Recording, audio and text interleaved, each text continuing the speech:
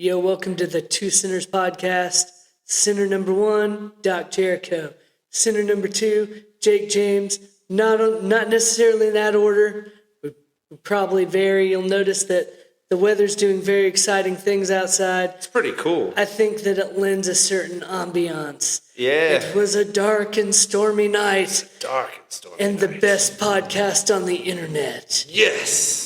And you're here with us on the 2Sinners podcast, and that's awesome. And it is definitely really cool because right out there, it's just, it is cool. It's lightning, and, it got the storm going, and it was a dark and stormy night. And, that's awesome. Definitely. Look at these windows. Look at these windows. Nobody's got windows Nobody's like got Motivation windows like- Studios. That's right. The best windows, the best guy designed these windows. I don't know who he was, but whoever he was the very best. It was the very best. Well, let's get into this one because we're going to always be bringing you the very best. And tonight we're going to talk about some things. We're going to get a little on the political side here, maybe just for a few, and we're going to talk some current events and some other things. But definitely on what I wanted to start with here was talking to you about basically we have right now. And this has been going on now for some time. But we have this push in the country towards what we want to say is definitely communism. You can preface it with socialism. You can say socialism, whatever. It's really all just going toward communism and these policies of things that are definitely impacting people all over the country in especially what we would say are blue states. And I just kind of want to bring it up because, there's the, out in Seattle, Jackson Smith-Njigba, the wide receiver for the Seattle Seahawks, just basically became the highest paid wide receiver in the NFL, arguably.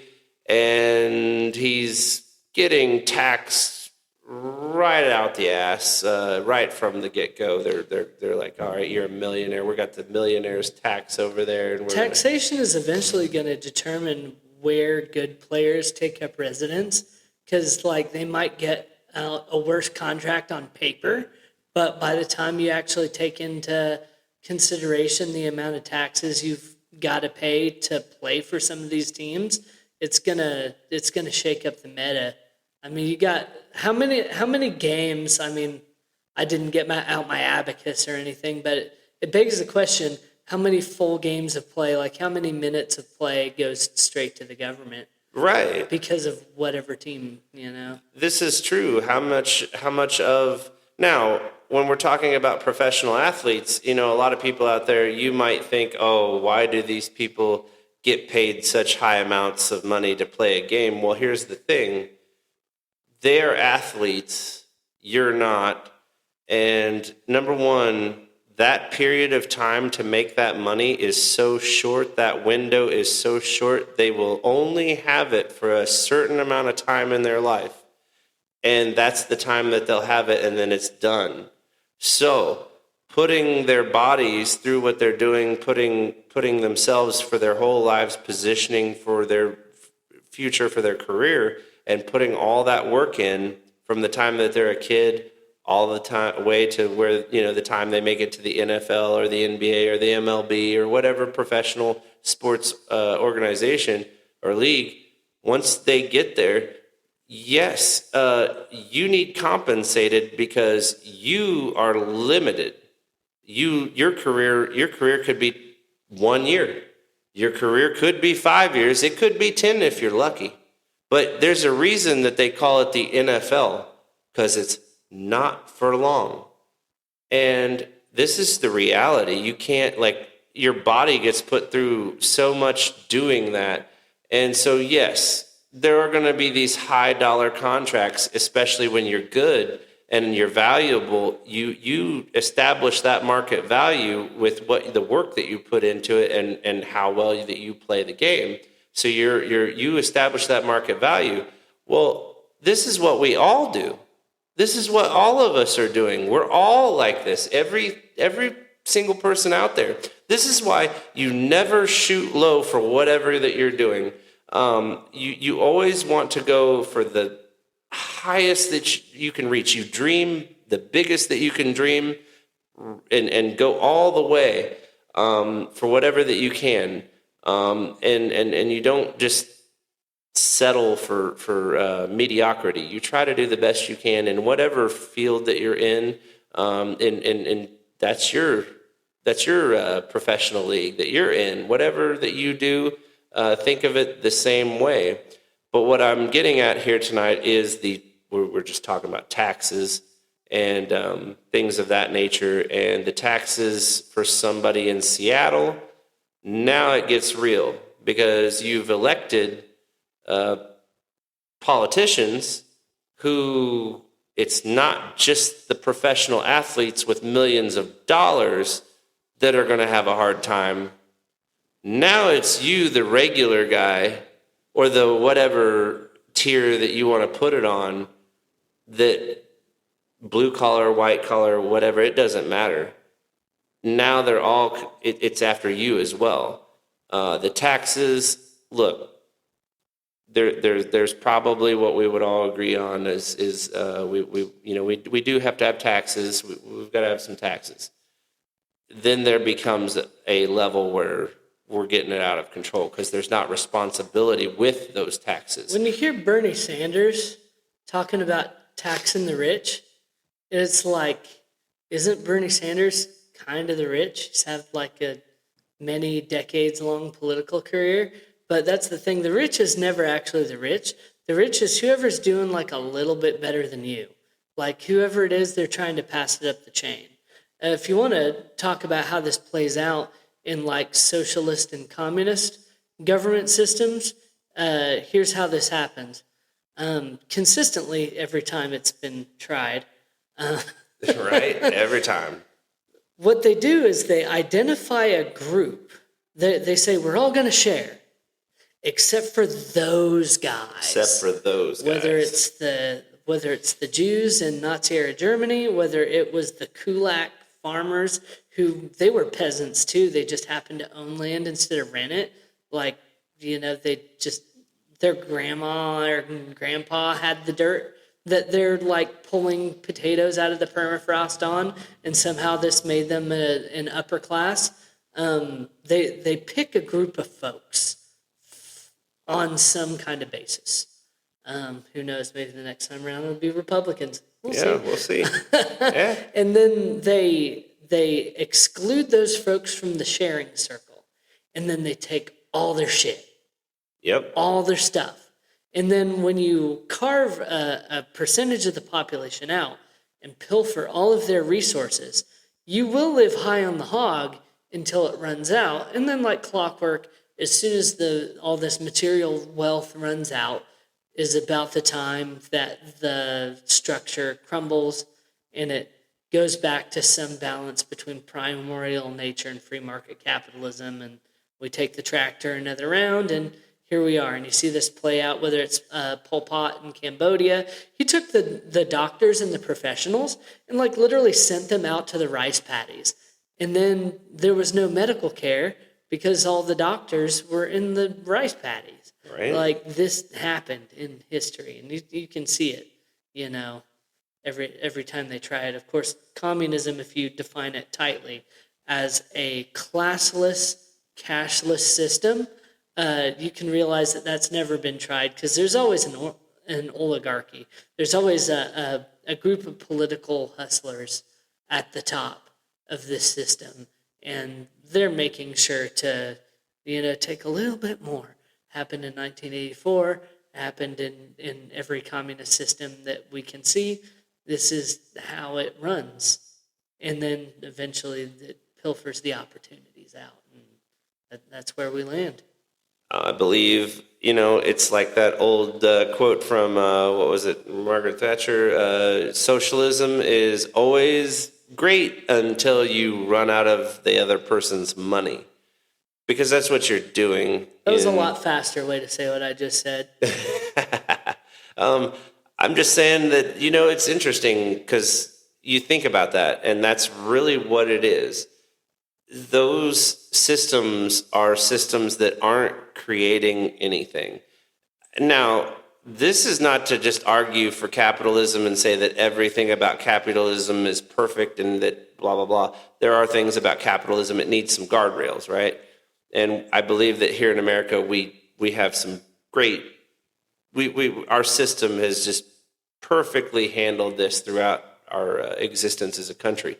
Maybe not everything is exactly Yeah, perfect. I'm not going to say it's perfect, but it's been the best working model so far. It's like yeah, real opportunity exists in America so hard that people like will cash their life savings to try to sneak here.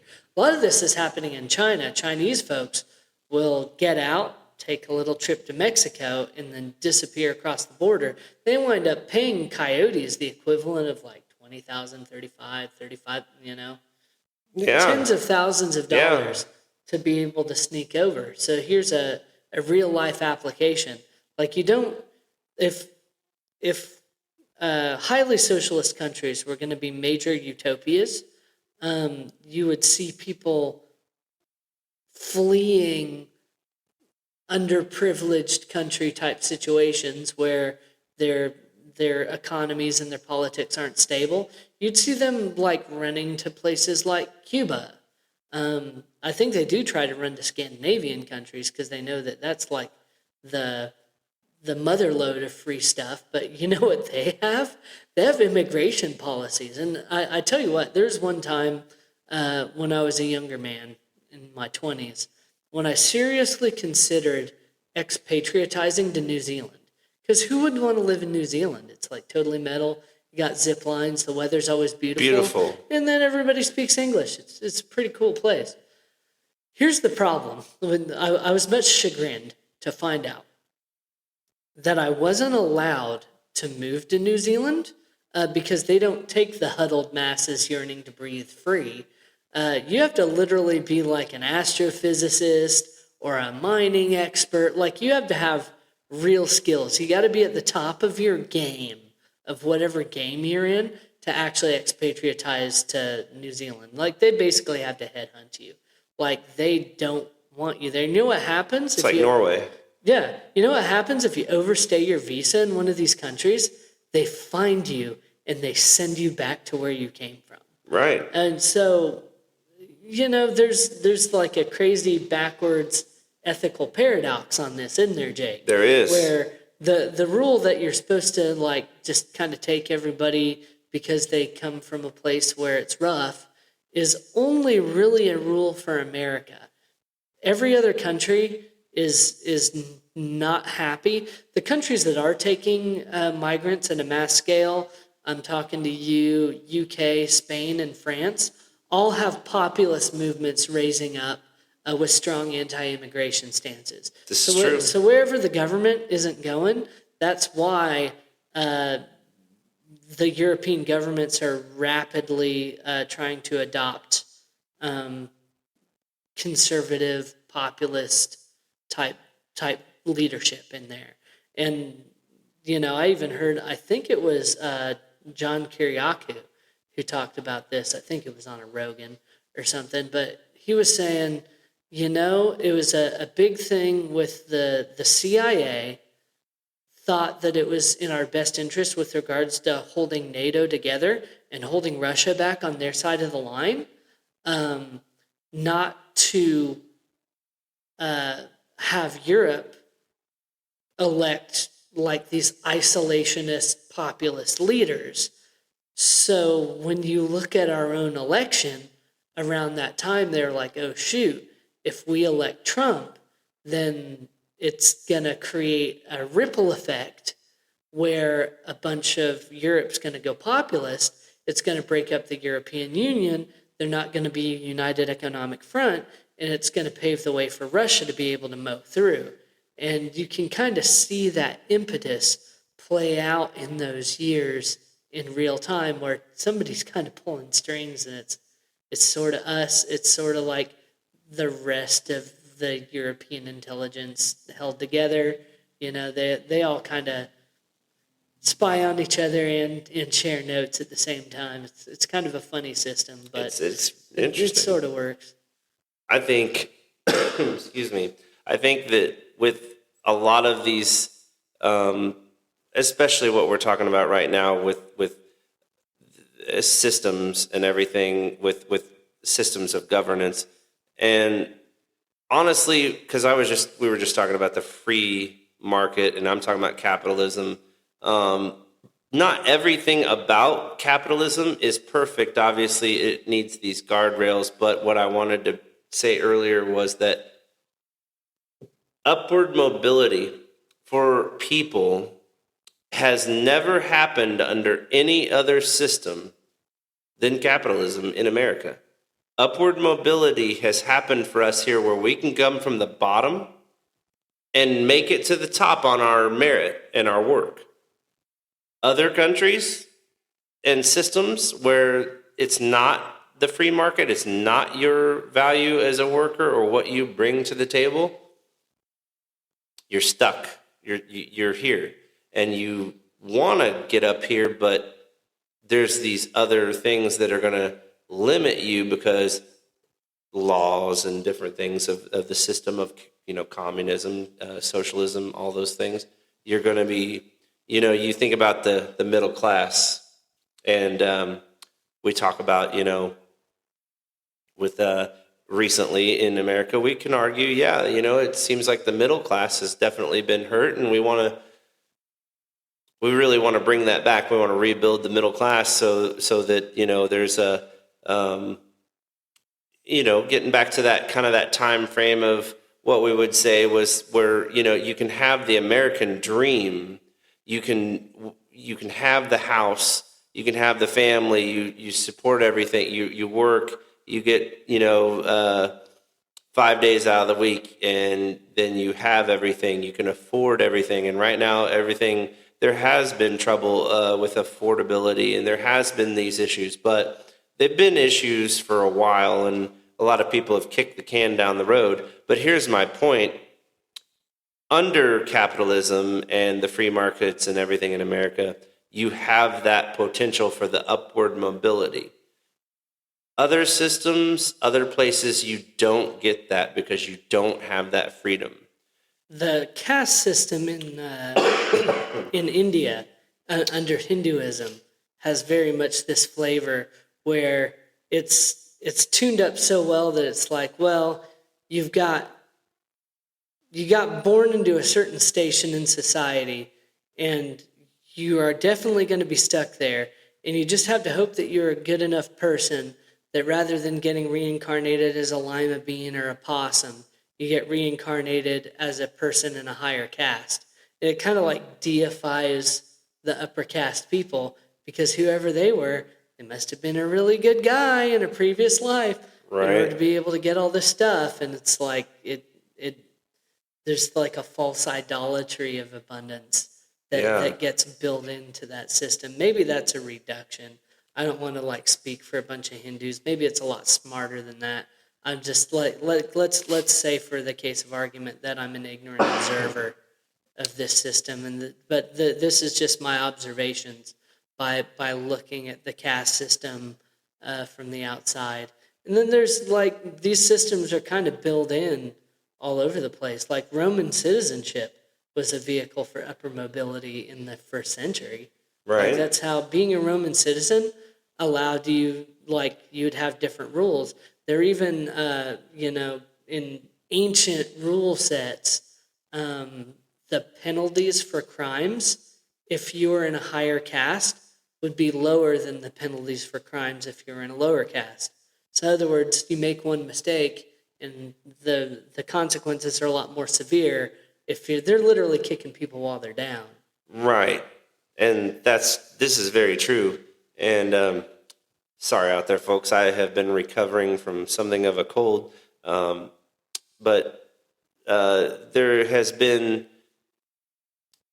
a lot of, and what I want to say is we talk a lot about America where we're like, okay, especially you hear it everywhere. I mean, it's unavoidable. And especially this is not new. but people, excuse me, complaining about the work that you may have to do to get to where you're going, and the system that we're in, as far as we're talking about capitalism, free market, work, your merits, everything. That's what you're going to build. Whether you become a doctor, a lawyer, you do whatever you do. You're an athlete, whatever you do. But you have the choice of doing those things. You can choose your path. Now, with that freedom, there's responsibility. This goes all across the board with everything, with our freedoms. But what I'm saying is there's a responsibility to yourself, making the best out of yourself in whatever that you're going to do, whatever path you're going to go, and listen to God first every single time on that. Definitely always pursue what God puts in your heart. I believe that God puts special gifts and talents in everybody's heart, that everybody's unique, but everybody has something that they do, that they have to offer. And that's, whatever work that you do. Part of that, as a believer, the whole quote set about keeping your light under a bushel. When I think about, you don't put a lamp under a basket. You put a lamp high on a stand so it can shine. Right. So there's a metaphor that Yes. that even extends beyond the gospel, where if you're not moving toward being the best you can be, you're leaving contributions to the kingdom of heaven on the table. Right. And it's not for a grade. It's just a reflection of, I don't want to sound super harsh here, but there's no way to not. It is a reflection of a lack of appreciation. Now, people who don't have the gospel, the only reason to achieve more things is to be the guy that dies with the biggest amount of toys.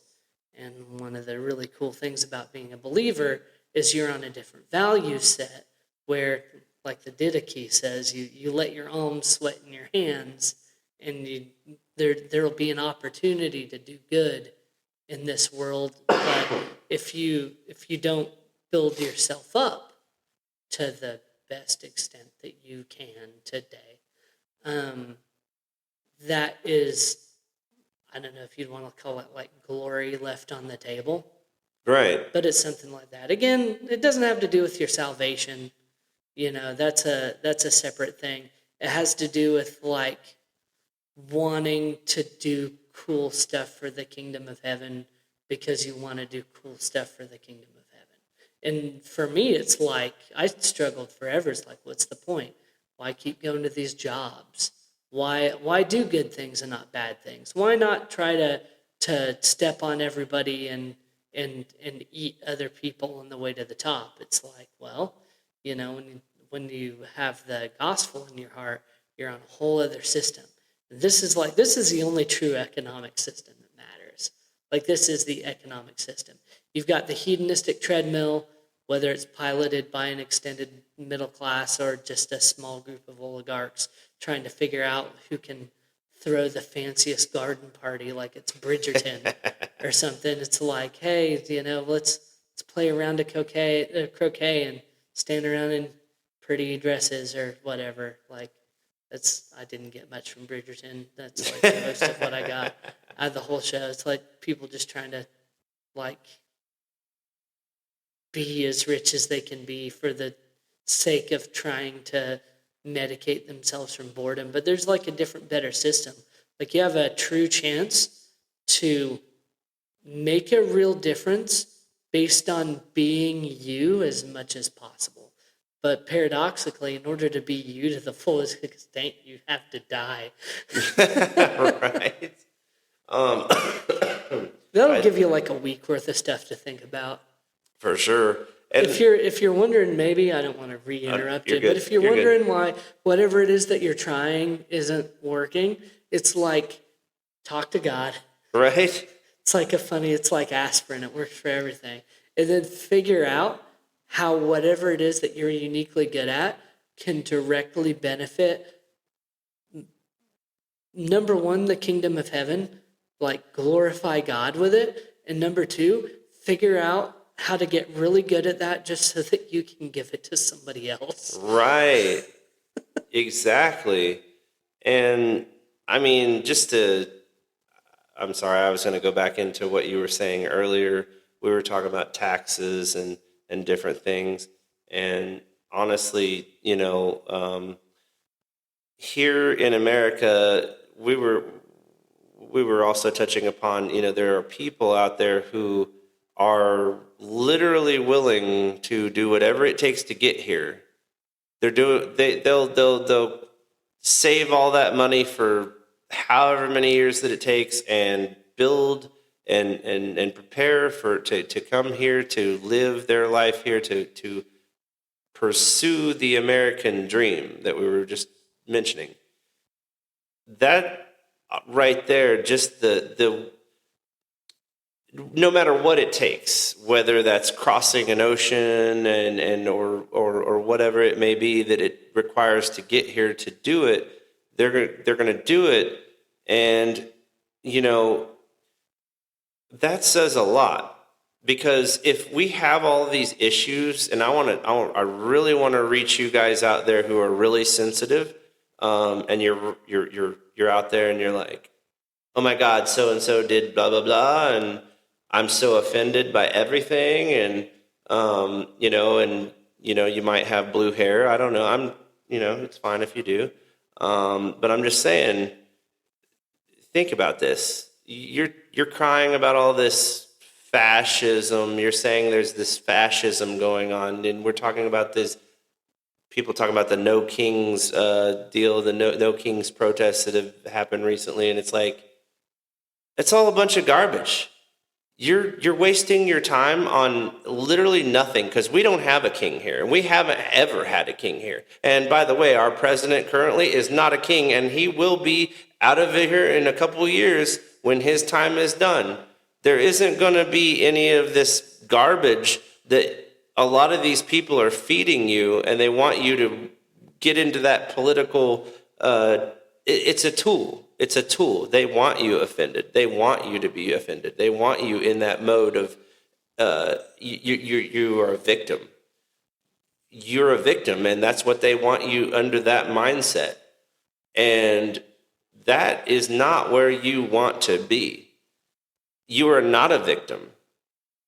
The people who are literally right now, they're going to risk their lives to get into the country, to come here to America, no matter what time, no matter where it is, but it's still happening to today. People want to be here.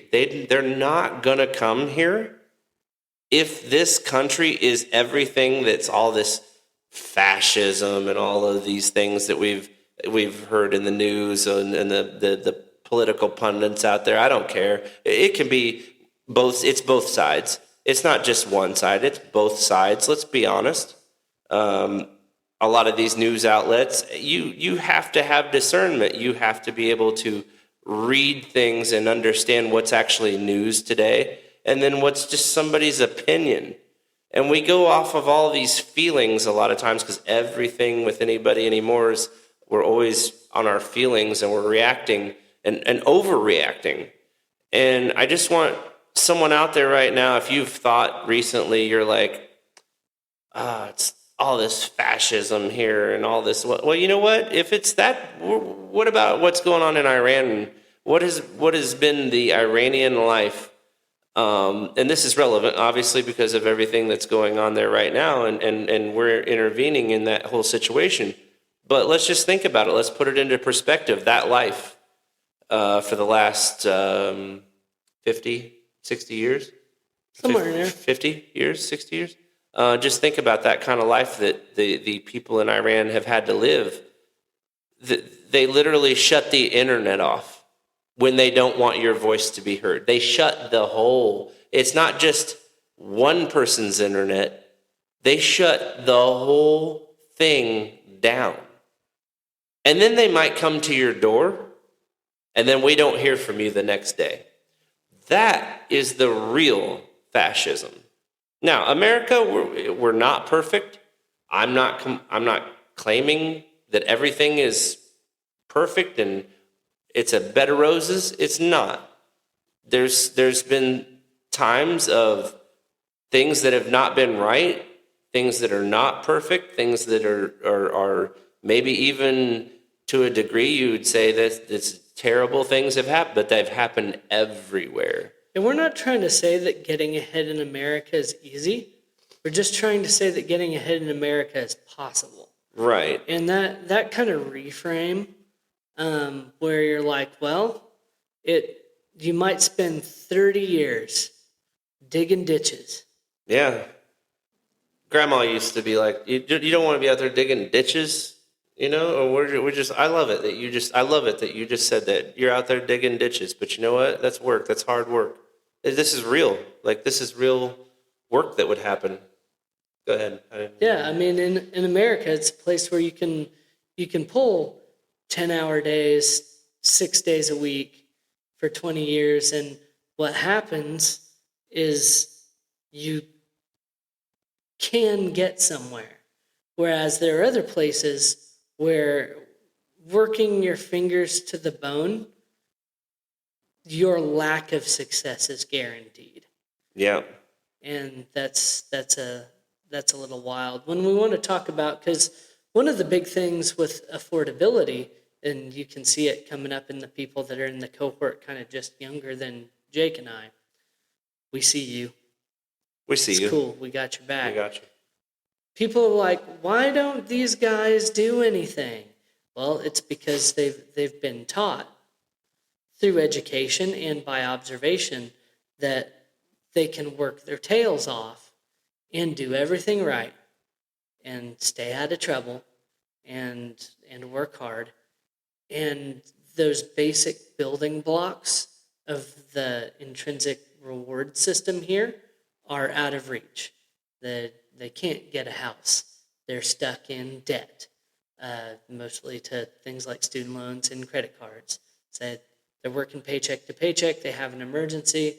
They'll be carrying the emergency at 16% interest for, at least until tax season. Probably is a lot of how that's going to work. And there is something to be said. Like what I'm saying is, I understand why you have a whole set of people who are unwilling to put in the work. They're not positioning themselves to work hard because the economic system here, the society, the culture, is sending them signals, why try, why bother? What I'm saying is connected to my previous statement about joining up, how you're going to arrange your labor and your priorities in a more kingdom of heaven type Exactly. mindset. Exactly. This is struggling for abundance on your own. It's like, wouldn't you rather literally partner with the creator of the universe? From a strategic perspective, at minimum. Then in the middle of realizing that God can give you a better deal, though your comfort is far from guaranteed. I'm not a big, what do they call that, prosperity gospel person.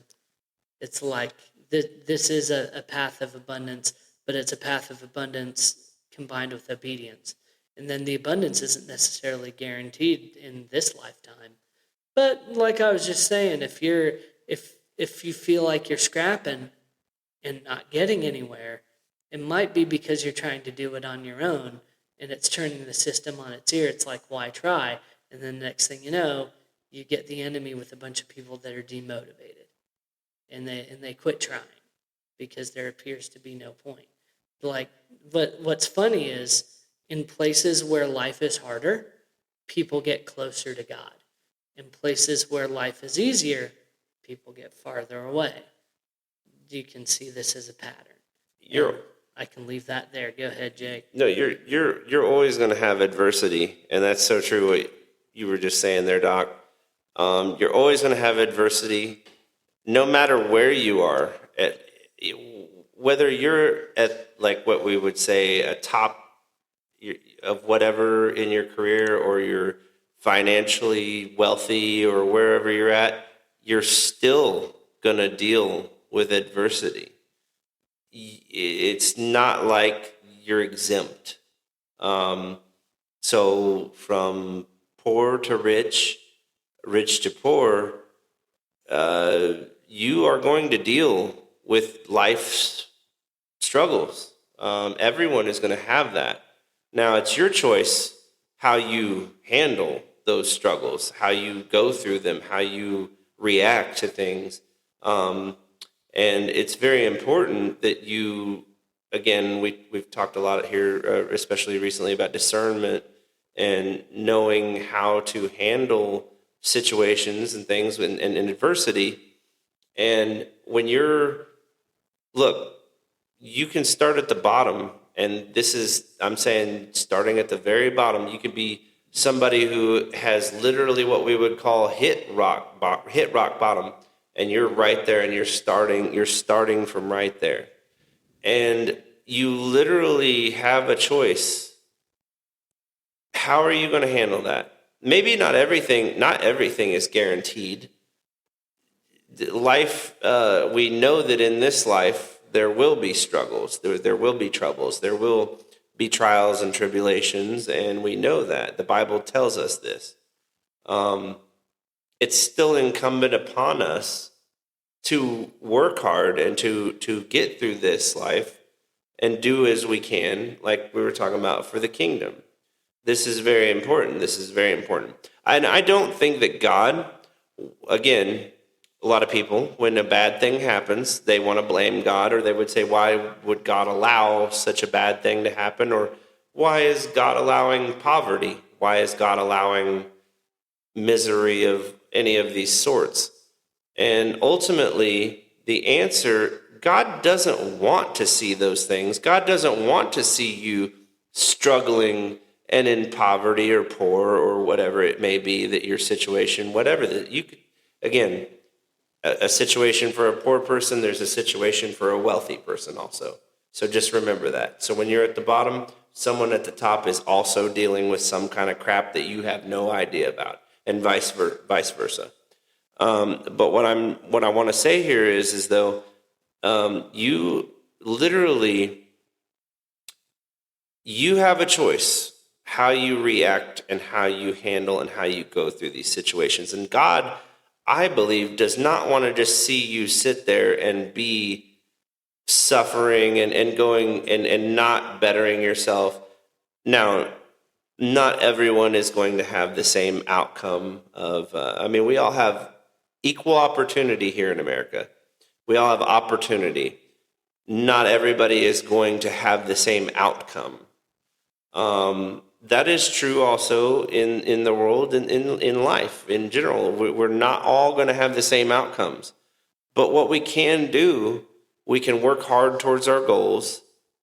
We can also work hard in the ways that God wants us to work, and in doing the work that He has in front of us, and in following His plan. That's hard for a lot of people, I know. We struggle with that when we talk about we wanted His will first, and a lot of people struggle with that because we have our own personal ideas and desires and things that we have, and that's all in this world. And we want to be, we're in this world, but not of it. For us believers, that's what we want to be. We're in the world, but we're not of it. It is something to be said there about again, and hard work. Things don't come without work.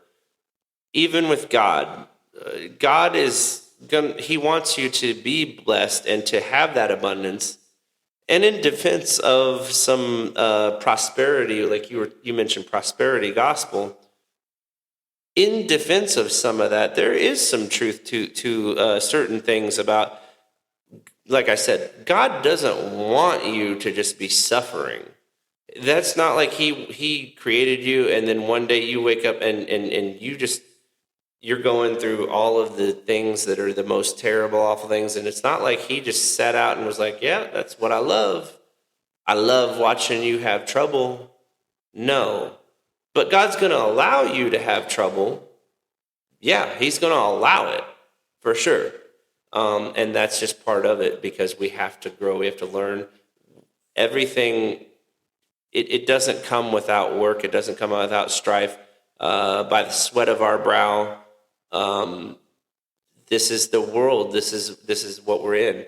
Now, we can focus on bettering ourselves and not complaining, or we can focus on complaining and we can sit here and, well, I'm a victim of this or that, and this is what someone did to me, and I'm going to allow that to control me the rest of my life. Or no, you can take control. Yeah, you can blame whoever it is who's doing just a little bit better than you. They must necessarily be the enemy here. It's like now that we're really chewing on this, Jake, I'm thinking that the reassessing and like allowing for kingdom functions is really good at fixing your relationship with what to do with your time, energy, effort, and money. And I wanted to also mention there's a crucial currency here. The crucial currency is the peace of God. It's free. Amen. That peace can make you effectively very wealthy. Yes. And this would be why. This would be why people want to struggle. Let's get a little bit Freudian with it, but this is what it is. You feel you're scared you're gonna die.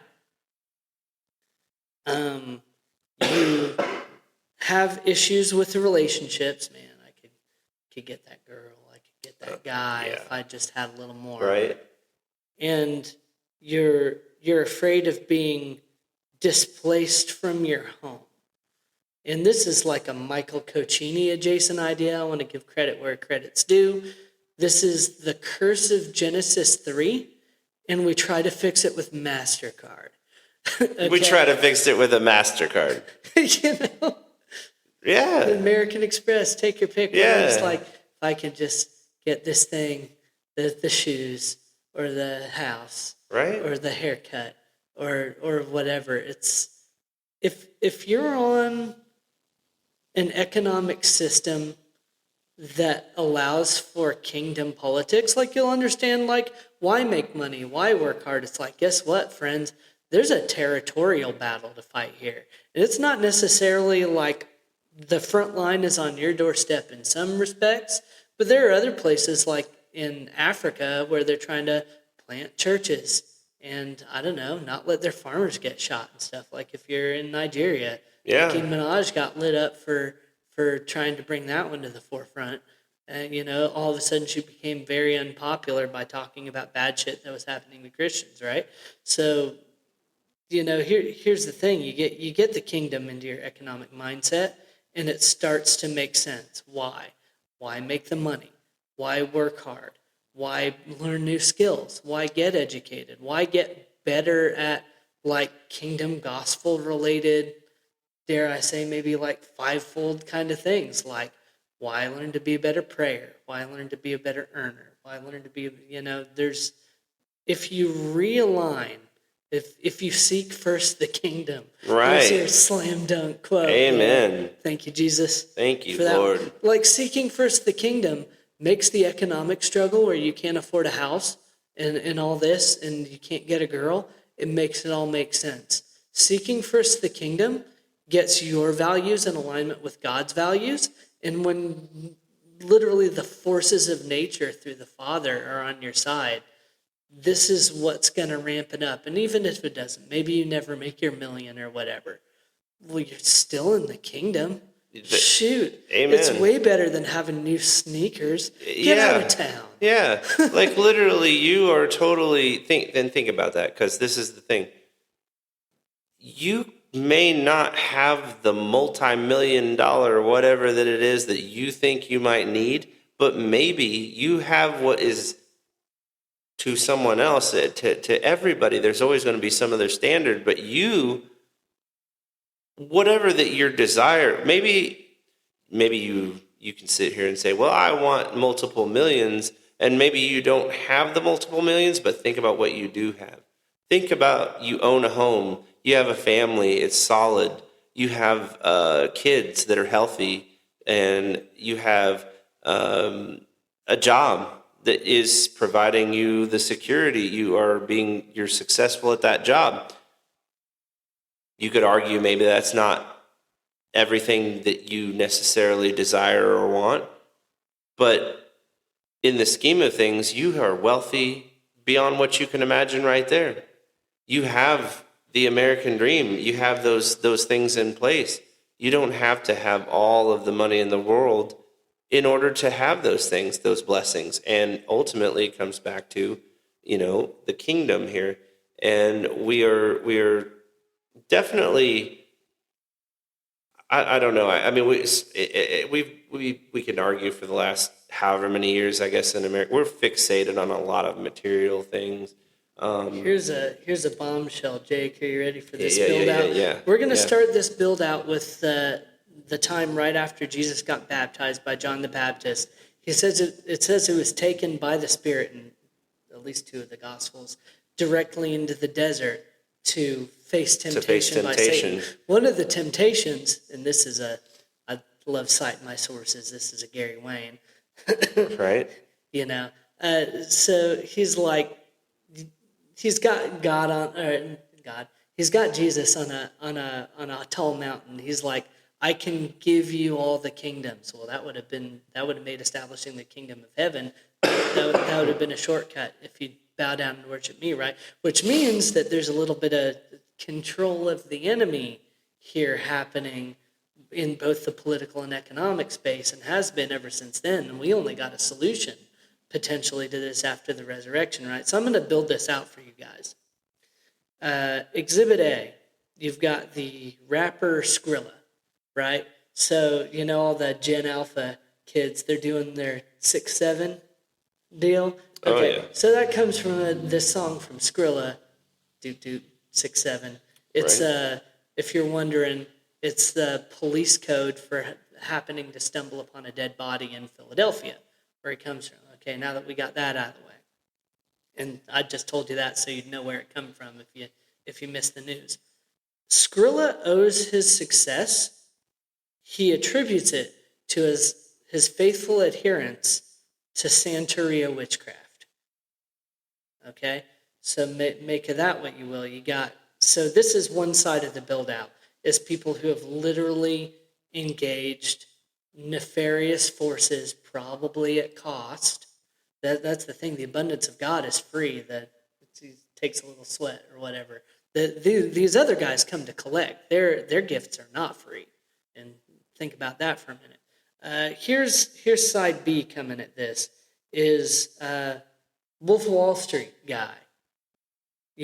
So this guy had all the sex, all the drugs, all the women, and it was all on the back of being very unscrupulous. This is what people look at when they look at the height of capitalism, right?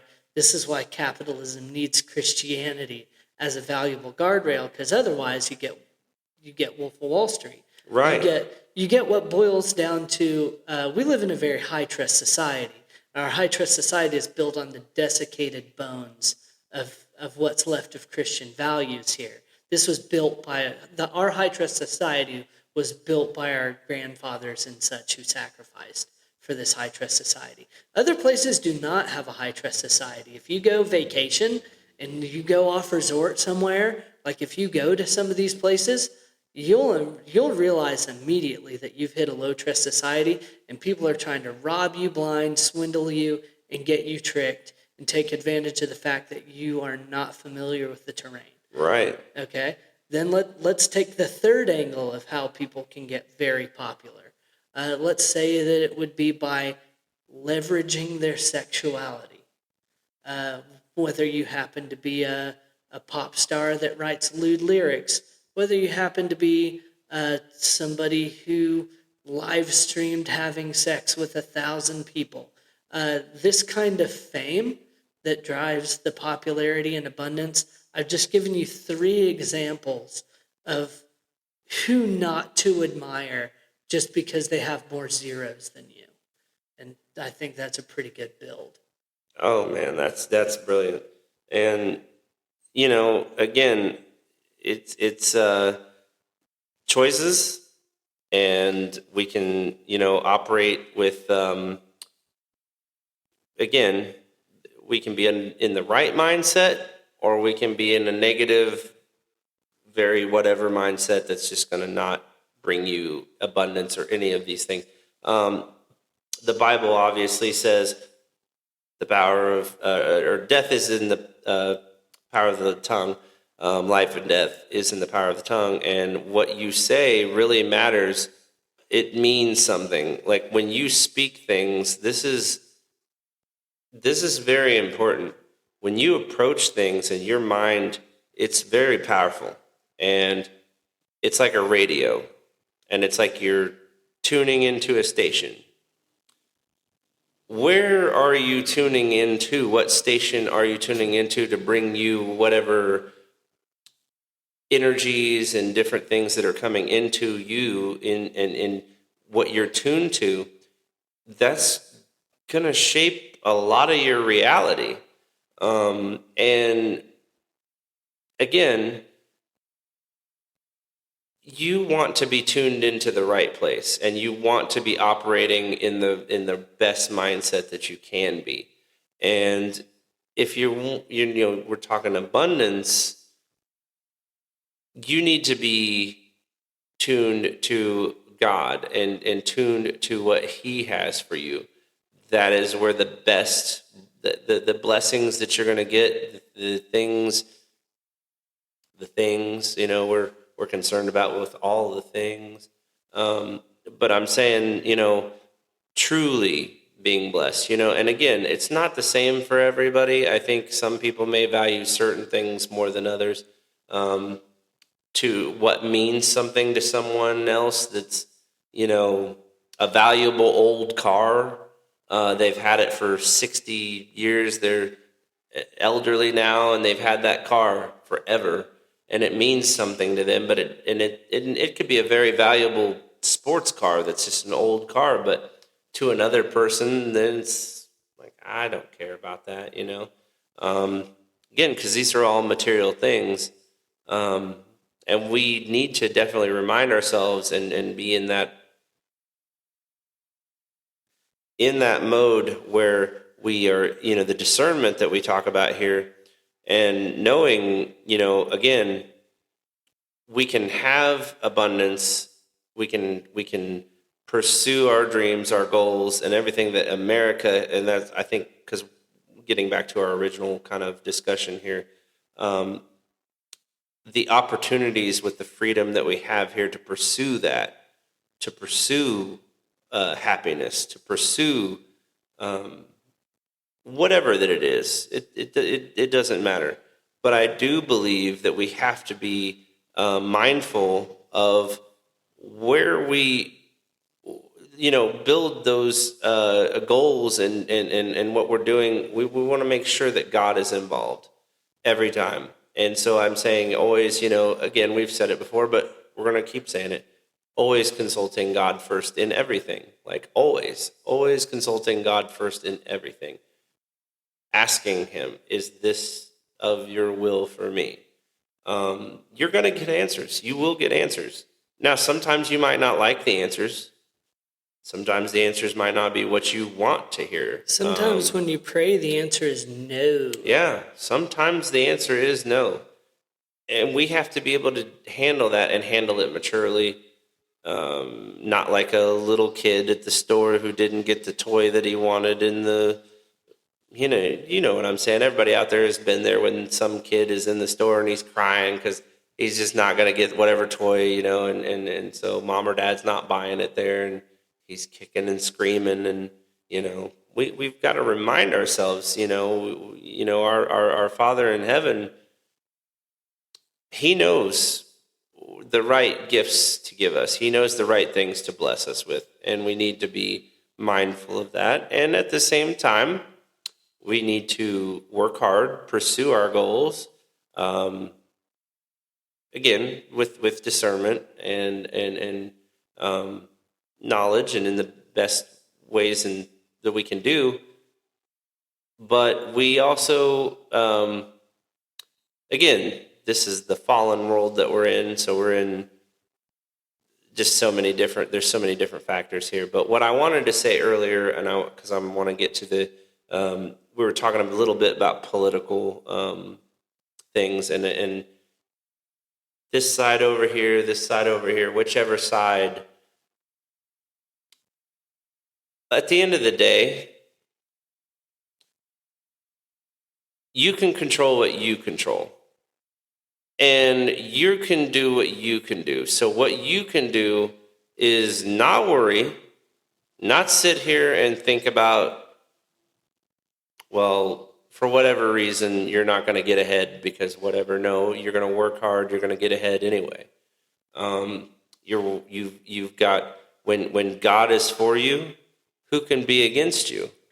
Peter told people in like the epistle of Peter to respect the leadership that they were under. Yes.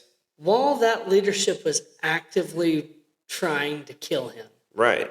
I mean, you got to have some serious. It's funny that Peter is Petros, which is a stone. That guy had some serious stones. Right. Literally. I mean, you think about that.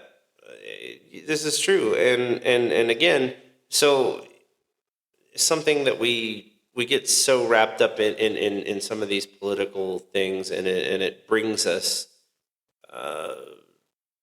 it brings us apart a lot of the times. Obviously, we've known this, and we've talked a lot. There's political divide and there's divisiveness that's been happening for a while, but ultimately, I think that you can say, well, this is so divisive, blah, blah, blah, this is whatever, but then what's going for the kingdom? What's helping us in this regard with what we are about here? And I think we get wrapped up in too much of the news and the things that are the talking points, and they always, in the news, there's always some kind of gotcha thing, and there's always some kind of shock, and there's always some kind of story that's going to they want you to feel a certain way, try to influence how you do whatever it may be, voting or however you go about your life. We need to be mindful of those things because the enemy is there, and it's always there's attacks from all over, and we need to be mindful about this. But especially right now, because of the situation, I think the way it is for one particular person, I'm not going to say the whole entire party. I'm going to say one particular person. And because of that particular person, everything is bad. And whatever this person does, whether he zigs, he zags, he's wrong. Nothing can come of this. Part, right part. Right. He'll do things that were the idea of whatever folks, and that person maybe had the idea first, and then he does what they said that they would have done if they had only been a contender. They'd only had a chance. And right. The next thing you know, he does the things that they want, and all of a sudden it's a reckless move. Yeah. From a total madman. I'm like, what would you have been if you had a chance? If you were just going to do the same thing, would you be a madman too? This is so true, and that's the thing. And I'm saying, obviously, again, we've just what I was getting to. Because I was going to talk about political violence there, that obviously there's been another attempt or whatever on the president's life, and we've got to we've really got to bring it down, the temperature. I think that's something. It is never okay for political violence in any direction, either side. Um, and we need to be real about this, because we do have one side that is continuously feeding a narrative, trying to build a narrative of the things that we were just talking about earlier. And they're not happening. They're not even happening. And you've got a ton of people out there who are under the impression that these things are happening and that this is the way it is. And it's literally not. And we've got to find some kind of ground there where we just get into reality. The human mind, I think, really struggles, and this is where this comes from, in making a difference. Like, if you imagine something, your subconscious thinks that it happened. So if somebody on the news can tell you that something horrible speculatively might happen, which is kind of funny because news is supposed to be current events, speculation about future events, number one, your self-conscious thinks that the horrible negative future event is actively happening right now, because that's how the subconscious mind runs. It's stupid that way. It can only think that everything is now, which can be leveraged if you use it right, and can be leveraged by somebody else if you're not breaking your own mind like a horse. It can even be argued that if you're really, really good at this, resistance is futile.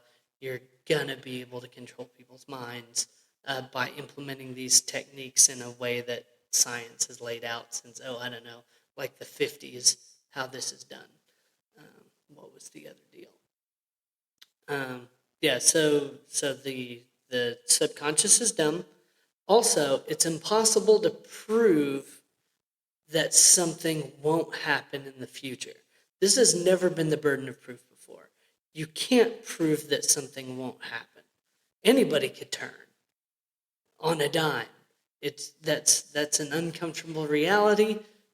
Predictability is not a faculty that we can make educated guesses, but that's the best we've got. If you want to kind of ally with somebody who's not speculating on the news but actually knows the future, you know who you got to turn to. And that's right.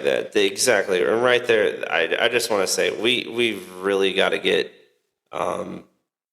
we've got to get back to God in this country, and we've been maybe saying that for a while. Maybe there's been voices on that for quite some time now, but most especially right now, we need God, and we need God to be at the forefront and to pursue His will and to pursue Him and to honor Him and with everything we do. And we need, we did that at a time, and we were very successful as a country, as a nation, and we need to get back to it.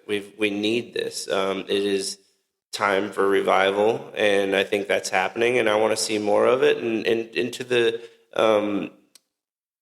just for the truth, because the truth is the truth. And there is right now a struggle that we have been in, and it's good and evil. And we're in a time right now where, and I've said this previously, where talking about, because there will be a time, and it says that, what is good, people will call it evil, and what is evil, people will call it good. And we're in that time. We're really right there. So when I talk about discernment a lot and I talk about these things, I'm just trying to hammer it home because it's so important, because this is the time and this is where we're at, and we've got to have, we've really just got to get back to God, and we need to make sure that with America, it doesn't matter, the world, let's do our best to, for the kingdom. It's not just America, it's the world. This is God's world. It's not our world. It is God made this world. And ultimately, He has the final say in everything.